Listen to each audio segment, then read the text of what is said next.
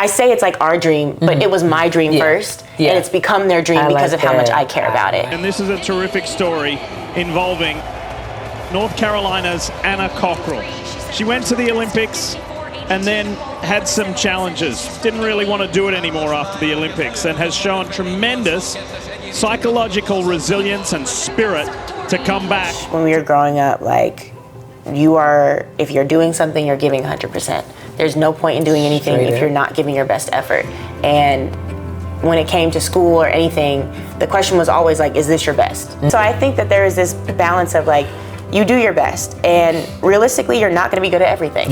And that is okay. Clearly. And being very clear about the ways that we are gifted. People ask my parents for advice all the time, and I think from my perspective, I'm not the parent, but they were not the driving force behind anything that I wanted to do. Like, they were the support, and when I needed to cry, they were there to listen, and when I needed them to be there, they were there, and when I needed them to cheer for me, they were cheering for me. Because what is the end goal? And if this is the end goal, all the stuff in between, pack your stuff up, let's go. I got you. I'm gonna take care of all the details, you just go. All right, I got my, all right. You and my mom, all right, my girls, they covered. I got them. She was saying, she's like, I knew from the day Anna was born, she was special. And she said, I just tell Anna, baby, don't worry about it. She's like, what mama can handle, she gonna handle. And I'm like, girl, this girl is covered all around, you know? She says that all the time, like, I got you. You know, I'll always be your soft place to land, is what she says.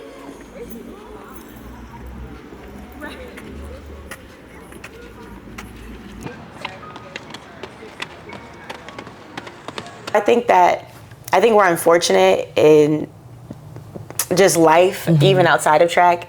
Like, my parents and my brother and my sister and my boyfriend and my friends, like, they are so protective of me, and they just get it. Like, they know what I need. I have a new sponsor. There's some stuff going on. My mom was like, I'll be there, so you don't have to worry about it. Like, I'll be there. I'll help you out. Let me tell you something. You're going to appreciate it a lot more 10 years from now than you do right now. But in the meantime, embrace it all. Enjoy it. Enjoy the ride. And look, we're really pleased. Bill, I'm going to let you get back to training. But we look forward to just building this relationship and just giving you as much exposure as we can, because what you're doing is really special, and how you're carrying yourself is equally special. Thank you so much. Thank you so much. I really appreciate it. It was the CEO of the company that is now one of my new sponsors. I was stressed going into Olympic trials. I was really anxious. Parker came the weekend before. He came and watched practice, and he's like, what do you need? Let's go to the store. Let's do this. Let's do that. I ordered this for you. I'll bring it to Eugene. Like, you don't have to worry about it. What you do is so unique. I know when we're in the track world, it feels like, oh, everybody's running, competing, and it's so intense. No, on this globe, what you do is so unique. So to find someone to be able to juggle that, like, that's not like, it's rare. We're almost told it's almost impossible, and you're like, yeah, but I found a really solid dude. Who was Anna the first Olympics, and who was Anna now? I mean, I think the first time around was so overwhelming in a good way and in a bad way. Like, it was just, it all was happening so fast. 2021, I ran NCAAs, won both, and it was like, this is a dream come true. And then the very next week, I ran rounds of 100 hurdles and was fourth. Just missed it, and it was like, this is heartbreaking. And then the next weekend after that, ran 400 hurdles, PR'd by almost a second, made the team. And so it was just 3 weeks of the best racing of my life, of dream come true, heartbreak, dream come true. So it was like all like just this emotional journey. And then, you know, I cried on NBC talking about my my depression, and then it was, which is, I have no regrets about it, but it just like, you don't realize how long of a tail things have. And so I got back to LA after being in Eugene. I am now a pro. I'm trying to figure out if I'm going to sign before or after the games. I have an agent now. A lot of media wants to talk to me, and they're all like, tell me about your depression. And I'm like, and so it was just so many things happening at once, and it all felt so fast. And so I think the difference between me in 2021 and now is it doesn't feel like it's happening so fast. It feels like manageable. 2022, she's coming off the Olympics, where she made the team. So this is her first year as a pro. She's bright-eyed and bushy-tailed, and and they got the whole big old world in front of her, and we get to trials, and we don't make the team. And I remember waiting for her in the back. She comes, and she sits down, and I said, well, kid, how you feel? She says, I just feel very good. And I said, well, now this is the start of your career, right here. This is where you start.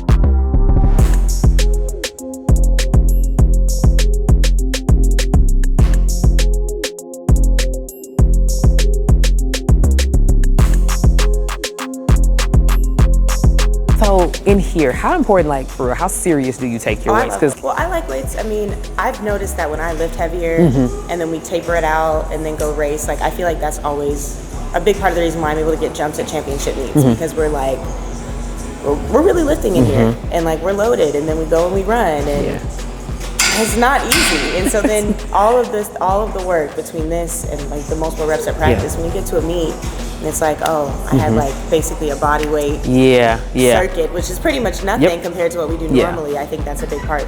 Like you have to have a base to taper away from. And so I think people don't really get that. They think it's, I think they think it's like the same exact thing all year. So the volume and the intensity is always kind of, there's like a dance that they're, that mastermind evil genius is like looking, they're trying to method to out. the madness. Yes. So I like the weight room. I'm a big lifter. I've always liked lifting. And I also think it's just great for injury prevention. Y'all two out here looking like billboards. Okay.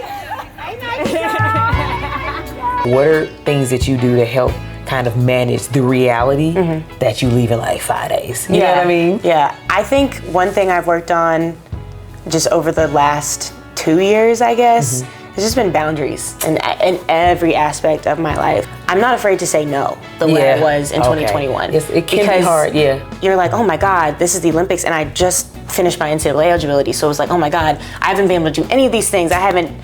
All these people want to reach out to me, all these people want to interview me, potential sponsors, I have to say yes to every single thing. The training, I have to give 96% of myself to this training. So I'm working with 4% in every other aspect of my life. So I have to be picky about how I spend that. And so I think just when it comes to like family, friends, there's the close circle, my parents, my siblings, my boyfriend, and then like 3 really, really good friends. Everybody else, like I say this with love, it's a no. When you get in these high pressure situations, it's hard to actually like listen to what your body is telling you and like be in touch with what you actually want, because you feel like I'm going to Olympics, I have to do all this extra, and you don't. And I didn't realize that in 2021. One of the staples of Anna for us was the big fro. I know. And then you cut it. Why? I felt like I got to a point where I was holding onto my hair for everyone but me. Okay. And almost like I was like hiding behind my hair, if that makes sense. No, like this is what people know me as. And I was scared, and then I was like, it's just hair, it'll grow back. And I know saying that like for Black women, it's just hair, but it's not just hair. Okay, like I know that, but I just got to the point where I was like, it'll grow back. If you could take a step back and hear what you're saying, to me, it is almost one of the most like freeing statements, because it's like, I'm not attached. I do understand. Yes, I love my hair. I prioritize I love my hair. But I don't feel like I lost myself. Exactly. If I cut my hair. I think I honestly was very worried about how I was going to be perceived with short hair. Like, I feel like I had tied so much of my identity as a woman and my femininity into having longer hair. And then I cut my hair and I was like, I've never felt more like a woman than I do with short hair. I'm very proud of how I've come, like how far I've come as a competitor and just how I'm able to navigate these meets. I'm just looking forward to like all my people being there, my parents being there, and like them getting to be on this journey with me, because like I said, it started out as my dream and it is now our dream. And my parents, my brother, my sister, my boyfriend, my godfather, a lot of people are coming out, and it's like, I'm so glad that we'll get to experience this together. And I want to make myself proud, I want to make my coach proud, and I want to make my family proud.